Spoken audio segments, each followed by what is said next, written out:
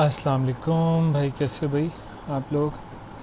अच्छा, जो ये आज का लेक्चर है ना, ठीक है, ये बेसिकली प्रोग्रामिंग से रिलेटेड है। और कि अगर आपको कोई भी प्रॉब्लम अगर दी जाती है, ठीक है, तो आप उसे सॉल्व कैसे करोगे वगैरह वगैरह, ठीक है। तो हमारे लिए ना जब भी हम एज ए प्रोग्रामर कहीं पे जाते हैं, ठीक है, और वहाँ जाके हम इंटरव्यू देते हैं, तो जो बड़ी कंपनीज़ हैं, ठीक है, फेसबुक हो गई, अमेज़ॉन होगी वगैरह, ये जो कंपनीज़ हैं, ये नहीं देख रही होती कि जी आपको ये लैंग्वेज आती है या नहीं आती। वो ज़्यादातर जो देखना चाह रहे होते हैं ना, वो आप ये देखना चाह रहे होते हैं कि अगर हम आपको प्रॉब्लम दें तो आप उसे सॉल्व करने के लिए क्या अप्रोच इस्तेमाल करोगे, कैसे उस प्रॉब्लम को अप्रोच करोगे। तो उसमें ना एक तो वो ये देख रहे होते हैं कि भाई अच्छा आपकी नॉलेज कितनी है, वो भी उन्हें पता चल जाता है, और आपकी थिंकिंग कैपेबिलिटी क्या है वो आपको पता चल जाती है। उसके लिए ना हमारे पास यहाँ पे एक क्वेश्चन बनाया गया था फिज़बज़ के नाम से, इसके ऊपर आप गूगल सर्च कर सकते हो, ठीक है। सो आई बिलीव इसका जो असल पर्सन है, नहीं, आई थिंक ये किसी ब्लॉग पे एक शख्स था, उसने ये पोस्ट किया था। ये काफ़ी पुराना है क्वेश्चन। अब मुझे नहीं पता ये फिज़बज़ अभी भी आपको ये रिसीव होगा या नहीं होगा, लेकिन ये प्रैक्टिस के लिए बहुत ही अच्छा चैलेंज है, ठीक है। तो इसमें जो चैलेंज है वो क्या है, ये बेसिकली एक कंप्यूटर, मुझे नहीं पता ये प्रोग्रामर था या पता नहीं क्या, उसने बेसिकली ये क्वेश्चन बनाया था। उसने कहा भाई आप हमसे ये क्यों पूछ रहे हो जी, ये वाला फंक्शन क्या करेगा, अरे क्या होती है ये, आप हमसे ये ना पूछा, आप हमें बताओ प्रॉब्लम, हम उस प्रॉब्लम को सॉल्व करेंगे। अब बाकी जो भी वो प्रॉब्लम सॉल्व करेगा वो पता चल जाएगा आपको, दूध का दूध पानी का पानी पता चल जाएगा कि कौन सी चीज़ क्या है, ठीक है। मतलब उसे उसकी नॉलेज कितनी है या वो कैसे अप्रोच करता है और वो किस हद तक जो है ना आगे जा सकता है, ठीक है। आई थिंक आप प्रॉब्लम देखो, आपको समझ आ जाएगी। तो प्रॉब्लम का नाम है फिज़बज़, ठीक है। उसमें क्वेश्चन ये था, वो ये है कि आपने एक प्रोग्राम लिखना है दैट प्रिंट्स आउट 1 to 100, ठीक है, नंबर वो प्रिंट आउट करे 1 से लेके 100 तक, ठीक है। बट एक कंडीशन है, कंडीशन क्या है, बट इंस्टेड प्रिंटिंग नंबर्स, अगर वो नंबर डिविजिबल है 3 का या 5 का या दोनों का, तो वो प्रिंट करे फिज़ या बज़ या फिज़बज़। यानी कि अगर वो 3 से डिविजिबल है तो फिज़, अगर 5 से डिविजिबल है तो बज़, अगर बोथ से डिविजिबल है तो फिज़बज़। तो अब ये क्वेश्चन थोड़ा सा जैसे आप पढ़ो ना यार, इज़ प्रिंट रिस्पेक्टिवली, तो थोड़ा सा ना बंदे का दिमाग घूमने लग जाता है, भाई ये हो क्या रहा है। तो सबसे बेहतर तरीका ये होता है कि आप अपनी प्रॉब्लम को सबसे पहले समराइज़ कर लो। या अगर आपने सूडो कोडिंग पढ़ी हुई है, तो सूडो कोडिंग क्या होती है, बेसिकली वो कोई लैंग्वेज नहीं है, उसमें आपने उसी अपने क्वेश्चन को बेसिकली टुकड़ों में कन्वर्ट करना होता है, ठीक है।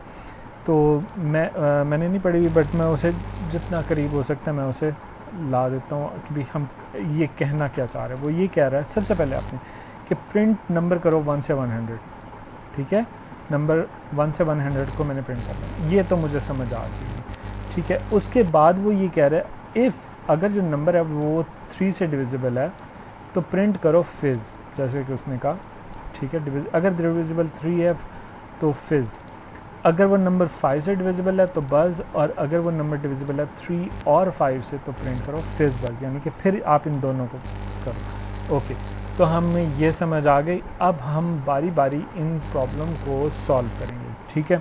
सबसे पहले हम एक थोड़ी देर के लिए ना ये नीचे वाली चीज़ें भूल जाते हैं, ठीक है, थोड़ी देर के लिए नीचे वाली चीज़ें भूल जाते हैं। हम सिर्फ ये देखते हैं कि हम जो ये प्रॉब्लम है इसे कैसे सॉल्व करेंगे। प्रिंट नंबर 1 to 5, हमें पता है हम फॉर लूप लगाएंगे, डन। तो हम यहाँ पर आ जाते हैं, और आप फॉर लूप यूज़ कर सकते हो, वाइल लूप यूज़ कर सकते हो, ये आपके ऊपर डिपेंड करता है, ठीक है।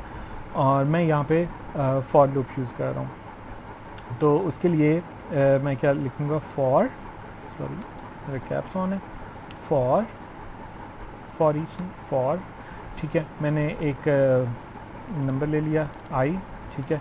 इफ़ इज़ इक्वल टू 0 की बजाय मैं यहाँ पे ले लेता हूँ 1, क्योंकि मेरा स्टार्टिंग नंबर 1 है, ओके हो गया। और if it is less than 100, ठीक है, और मैं less than is equal to कर देता हूँ ताकि पता हो कि भी यार ये 100 भी इस लूप में इंक्लूड होगा, ठीक है। If I is equal to 1 and जब तक वो 100 से कम है या 100 के बराबर है आपने ये लूप चलाए रखना है। और इंक्रीमेंट में क्या यूज़ कर रहा हूँ, आई प्लस प्लस, ठीक हो गया। और यहाँ पे मैं कर देता हूँ जी इको, और मैं यहाँ पे लिख देता हूँ $i, ठीक है। मैं सेव करता हूँ, रीलोड करता हूँ, और देखो मेरे पास नंबर ये प्रिंट आउट हो गए। अच्छा मेरे पास ना यहाँ पे एक एरर भी आ रहा है, मैं यहाँ पे HR को ना ज़रा नीचे ले आता हूँ, ठीक है। सेव, रीलोड कर लेते हैं, डन।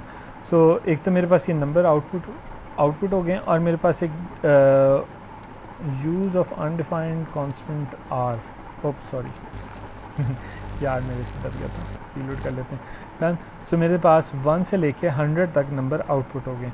अच्छा अब ये जो आउटपुट हो रहे हैं ना, क्योंकि PHP में ब्रेक का वो तो होता नहीं है, तो हमें ब्रेक भी खुद ही वो करना पड़ता है। तो इसको थोड़ा सा क्लीन अप करने के लिए जब आप हमने ज़्यादातर ये दूसरी लैंग्वेजेस के लिए क्वेश्चन होता है, PHP के लिए होता नहीं है, बट क्योंकि मैं PHP में आपको प्रोग्रामिंग सिखा रहा हूँ तो ये क्वेश्चन मैंने सोचा ये होना चाहिए। सिर्फ इसे क्लीन करने के लिए ना, क्लीन लुक देने के लिए मैं इसे एक OL में नहीं UL में ले जाते हैं, ठीक है। UL में ना हम प्रिंट करवा देते हैं, ओके हो गया। सेव कर लेते हैं, और जो हमारा ये जो इको हो रहा है इसे हम यूँ कर लेते हैं कि भाई यहाँ पे LI के डॉट और .li, ओके, /li कर देता हूँ, सेव करता हूँ, रीलोड करता हूँ, तो देखो मेरे पास 1 से लेके 100 तक ये नंबर आउटपुट हो रहा है, डन। यहाँ तक तो ओके। अच्छा जी, अब हमारी दूसरी बात कि मैंने ये चेक करना है कि अगर वो नंबर 3 से डिविजिबल है तो फिज़ लिखा हुआ आ जाए, 5 से डिविजिबल है तो बज़ लिखा हुआ आ जाए, ठीक है। अब आप ये देख रहे हो कि मैंने प्रॉब्लम को तोड़ रहा हूँ, और तोड़ने के साथ साथ मैं बारी बारी करके उसे सॉल्व कर रहा हूँ, ठीक है। तो वो भी एक्चुअली यही चेक कर रहे होते हैं कि आपकी अप्रोच क्या, आप उसे कैसे अप्रोच करेंगे, ठीक है। तो मैं यहाँ पे देख लेता हूँ कि यार अगर वो नंबर 3 से डिविजिबल हो तो मैं इफ़ की कंडीशन लगेगी, ठीक है। अगर वो 5 से डिविजिबल हो तो फिर दोबारा इफ़ लगेगा, ऐसे ही है। तो उसके लिए मैं एक काम करता हूँ, अगर मैं यहाँ पर आ जाऊँ और मैं यहाँ पे एक इफ़ की कंडीशन लगा लूँ, ठीक है। मैं इफ़ लगा लेता हूँ, और इफ़ लगाने के बाद मैं क्या करूँगा, इफ़ अगर वो तो नंबर अगर डिविजिबल हो जाए 3 से, ऐसे ही है, तो उसके लिए हम क्या करेंगे, इफ़ $i, ठीक है, इज़ डिविजिबल बाय। अब डिविजिबल बाय डिवाइडेड बाय 3 तो नहीं कर सकता, तो मुझे चाहिए रिमाइंडर इसका, ठीक है। रिमाइंडर के लिए हम मॉड का ऑपरेटर यहाँ पे यूज़ कर लेते हैं, ठीक है। और हम यहाँ पे कर देते हैं डबल इज़ इक्वल टू 0। अगर तो वो 3 से पूरा का पूरा डिविजिबल होगा तो वो 0 लिखा हुआ आ जाएगा, ठीक है। तो यहाँ पे मैं लिख सकता हूँ इको फिज़, ठीक है। और एक काम करते हैं, इसे LI में लिख लेते हैं, /li। ये LI हम सिर्फ इसलिए लिख रहे हैं क्योंकि हमारे पास वो HTML में लिखने का मसला ये है, ठीक है। और यहाँ पे मैं लिख देता हूँ else if, और अगर हमारा यही वाली कंडीशन हम यहाँ से कॉपी करते हैं और यहाँ पे पेस्ट कर लेते हैं, और यही कंडीशन अगर मैं यहाँ पे 5 लिख दूँ, ठीक है, और फिर हमारे पास क्या हो जाना चाहिए, इसको कॉपी कर लेते हैं और यहाँ पे पेस्ट कर लेते हैं। तो अगर वो 5 का डिविजिबल होगा तो वो हो जाएगा बज़, यहाँ पे लिखा हुआ आ जाएगा, ठीक है। अब यहाँ पे हमने एक और कंडीशन लगानी है, क्या कि अगर वो दोनों पे डिविजिबल हो, ठीक है। अब दोनों पे डिविजिबल के लिए क्या तरीका होना चाहिए कि हमें यहाँ पे else if लिखना पड़ेगा, ठीक है, और ये दोनों कंडीशन ट्रू करनी पड़ेंगी। अब दोनों कंडीशन ट्रू से मसला ये है कि अगर इनमें से एक कंडीशन ये ट्रू हुई तो ये वाली रन हो जाएगी, और अगर $5 वाली रन हुई तो फिर नीचे वाली रन हो जाएगी। तो मुझे ये जो else if ये वाली जो कंडीशन है ना, ये मुझे सबसे ऊपर लिखनी है, ठीक है, ये वाली मुझे सबसे ऊपर लिखनी है। तो मैं एक काम कर लेता हूँ, मैं इसको तो यहीं पे रहने देते हैं, ऐसे ही है ना। यहाँ पे लगा लेते हैं एंड, ठीक है, और इसको यहाँ से कॉपी करके ऊपर लिख लेते हैं, कंट्रोल सी कंट्रोल वी। ठीक है, और हमें क्या करना है, एक्चुअली मैं आपको दिखा देता हूँ मैं कर क्या रहा हूँ। देखा, मैं खुद कंफ्यूज हो गया हूँ। हाँ, मैं ये कर ये रहा हूँ कि मैं इससे पहले एल्स लिख रहा हूँ। ठीक है, और जो मेरी इफ़ की कंडीशन है ना वो ऊपर चली जाएगी।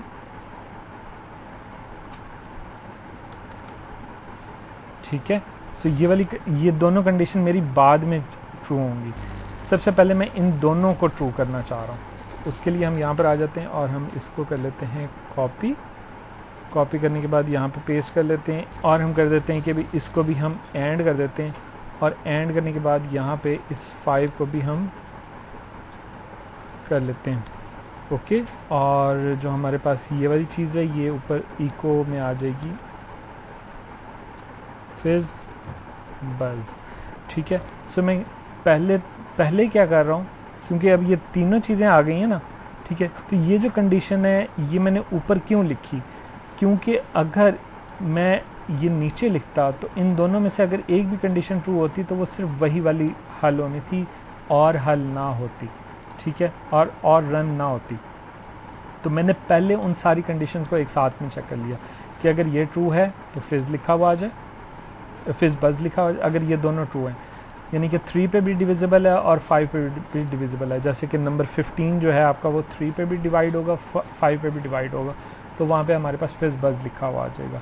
अगर वो सिर्फ और सिर्फ 3 पे डिविजिबल है, क्योंकि अगर वो दोनों में डिविजिबल नहीं होगा तो उनमें से किसी एक पर होगा ना, तो अगर वो सिर्फ किसी एक पे डिविजिबल है तो क्या लिखा हुआ आ जाए, हमारे पास फिज़ लिखा हुआ आ जाए, और अगर 5 पे डिविजिबल है तो बज़ लिखा हुआ आ जाए। ओके, और अगर ऐसा कुछ भी नहीं है, ठीक है, तो वो फिर क्या लिखा हुआ आ जाए, हमारे पास जो वो नंबर है वो वैसे का वैसे लिखा हुआ आ जाए।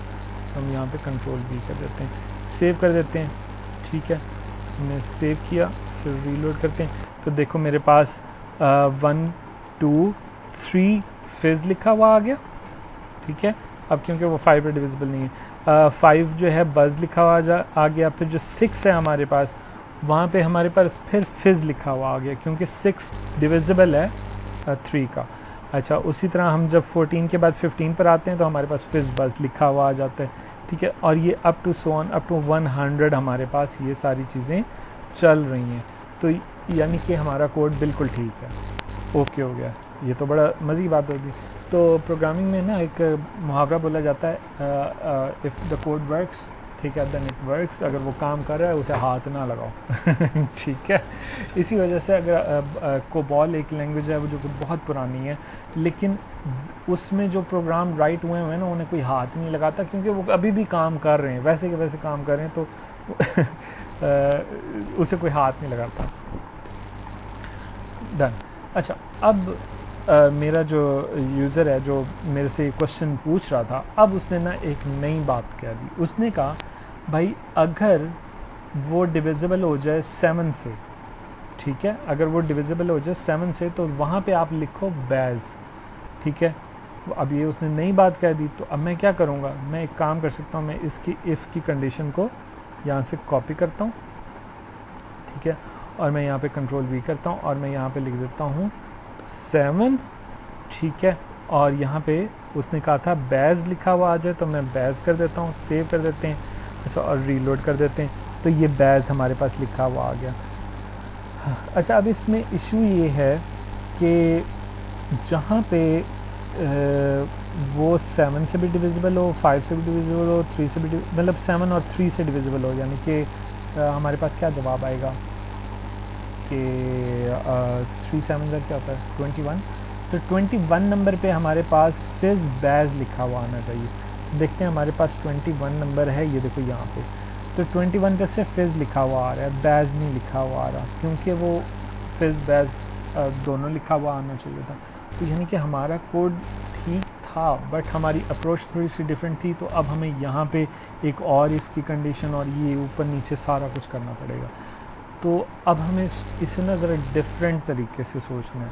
ठीक है, इसका क्या हल है कि इस सारे को रिमूव कर दो ठीक है, रिमूव करने से पहले मैं इसे कमेंट कर देता हूँ और हम इस को थोड़ा सा डिफरेंटली ज़रा अप्रोच करते हैं। अप्रोच इस तरह करते हैं कि सोच लेते हैं कि मैं यहाँ पे एक आउटपुट बना लेता हूँ, ठीक है, आउटपुट मैंने आउटपुट बना लिया और मैं आउटपुट में मैं इसमें लिख देता हूँ कि is equal to let's say nothing, ठीक है। मैंने एक स्ट्रिंग बनाई जो कि एम्प्टी है, उसमें कुछ भी नहीं लिखा हुआ, ओके हो गया। इसे हम नल भी बोलते हैं वगैरह सारा कुछ।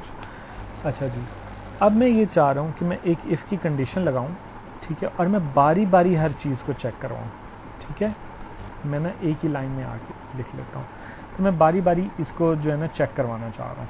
तो सबसे पहले मैं कह रहा हूँ कि अगर मैं यहाँ से ये 3 वाला कॉपी कर लेता हूँ, ठीक है,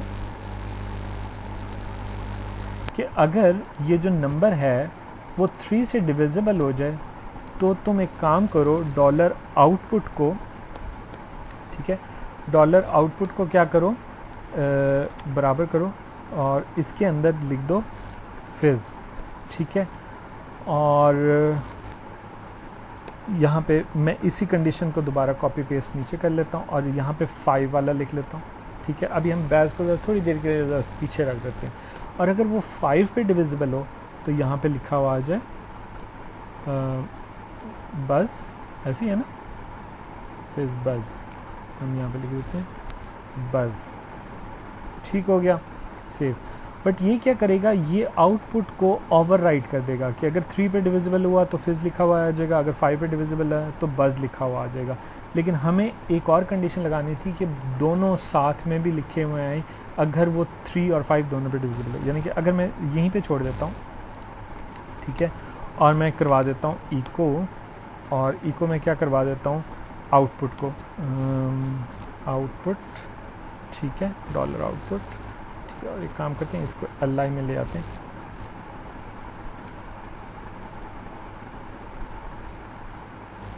dot dot slash L I, save करते हैं, रीलोड करते हैं। और राइट, तो अभी हमारे पास ना ये आउटपुट इस तरह आउटपुट हो रहा है, ओके हो गया। बीच में वो नंबर हमारे पास लिखा हुआ नहीं आ रहा, तो उसके लिए हमें यहाँ पे एक और स्टेप लेना था, वो ये लेना था कि डॉलर आउटपुट, ठीक है, अगर आउटपुट में कोई वैल्यू मौजूद हो, ठीक है, अगर आउटपुट में कोई वैल्यू मौजूद हो, मैं यहाँ पे लिख देता हूँ इफ़, ठीक है, डॉलर आउटपुट इज़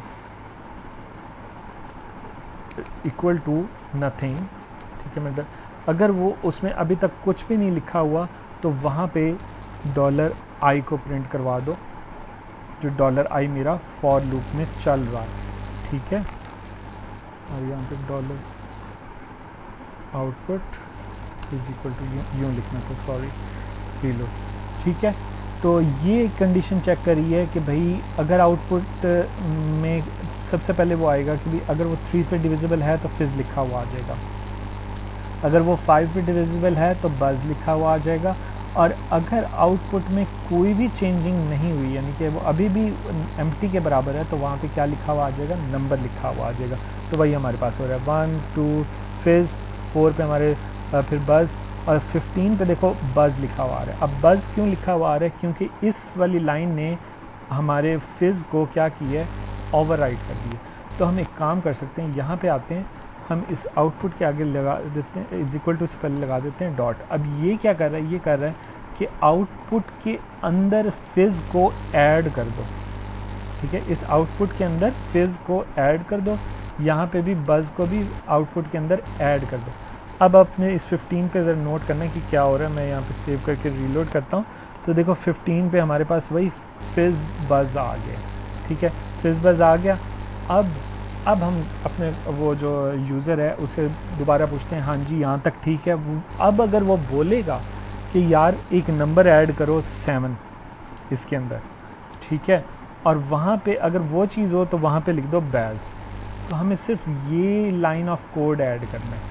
सेव किया, रीलोड किया, तो देखो 7 पे हमारे पास बैज लिखा हुआ आ गया, ठीक है। अब 7 और यानी कि अगर मैं 21 पे आ जाऊँ तो फिज़ बैज लिखा हुआ आ रहा है, क्यों? क्योंकि 21 हमारा 3 पे भी डिविजिबल है और 7 पे भी डिविजिबल है, और 7 5 ज़र होता है मेरे ख्याल से 35, ऐसे ही है। तो अगर हम 35 पे देखें तो बस बैज लिखा हुआ आ रहा है, ठीक है। तो इस तरह से हमें ज़्यादा कोड में फ़र्क नहीं करना पड़ा। हमारा जो कोड है वो अब स्केलेबल हो गया, उसे जितना मर्ज़ी हम स्केल करना चाहें हम कर सकते हैं, उसमें चेंजिंग आसानी से की जा सकती है। तो जो कंपनीज़ होती हैं वो आपकी इसी अप्रोच को देख रही होती हैं कि आप उसे अप्रोच कैसे करोगे, क्योंकि अब हम उसे कहेंगे भाई आप जितने मर्ज़ी हमें नंबर देते जो, हम इसे कर सकते हैं। अब क्या यही तरीका है इसे सॉल्व करने का? नहीं। मैंने इसे अरे के ज़रिए भी जो है ना सॉल्व करवाया है, ठीक है। उसमें मैंने क्या किया, मैंने उसे कहा कि भाई आप मुझे नंबर और जो टेक्स्ट आप लिखना चाह रहे हो वो आप मुझे अरे में दे दो और मैं उसे प्रिंट आउट कर दूँगा, ठीक है। और बट जब मैं ये बना रहा था तो मैंने एक शख्स का कोड देखा था, उसने एक ही लाइन के अंदर फिज़ बस बैस सब कुछ प्रिंट आउट करवा दिया और अमेजिंग था वो। मैं ख़ुद हैरान हो गया। लूप भी उसी एक लाइन में चल रही है, ठीक है। फंक्शन अपने आप को बार बार कॉल करवा रहा था और अरे के ज़रिए, और उस बहुत प्यारा कोड था वो, मैं हैरान हो गया था, ठीक है। और उसका आप इसी तरह कॉपी पेस्ट करके जितनी बार आप कॉपी पेस्ट करना चाहो उसमें जो चेंजिंग है वो आप कर सकते हो, और करने के बाद आपके पास जो आंसर था वो सेम ही आता था, ठीक है। और मज़े की बात है, मैं हैरान हो गया। मैंने कहा यार इससे बेहतर तो हो नहीं सकता। और उसी वक्त जब मैंने कोड में ज़रा नीचे जाके पढ़ा तो फर्स्ट जो कमेंट आया हुआ था उसने कहा कि अगर आप इस चीज़ को इस तरीके से लिखो तो आपके नंबर ऑफ़ कैरेक्टर्स भी कम हो जाएंगे।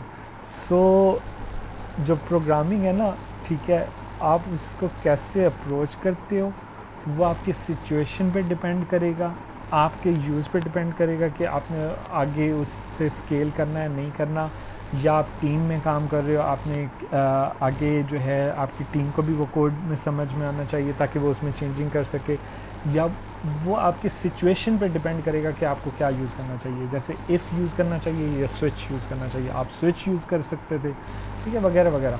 तो स्विच यूज़ करते तो फिर वही मसला ना था। तो लेकिन अब ये देखो इफ़ कंडीशन में हमारे पास ये इस तरीके से आ रहा है। आप टर्नरी ऑपरेटर यूज़ कर सकते हो, वगैरह वगैरह, जो भी आप करना चाहो आप इस तरह से कर सकते हो। अल्लाह करेगा आपको जो है ना ये चीज़ पसंद आई होगी, क्योंकि ये मैं चाहता था कि अगर मैं प्रोग्रामिंग सिखाऊं तो उसमें मैं ये डालूं, बट मैं इसे जावास्क्रिप्ट में करवाना चाह रहा था, क्योंकि ज़्यादातर हम वहाँ पे करते हैं, क्योंकि हमारे ये PHP के लेक्चर चल रहे हैं। तो मैंने सोचा कि क्यों ना इसके अंदर भी ये हमारे पास ये चीज़ आनी चाहिए। चलो आप भी इसे ट्राई करना, इसे सॉल्व करने के डिफरेंट तरीके देखना कि भी कैसे इसे सॉल्व किया जा सकता है। अल्लाह हाफ़िज़।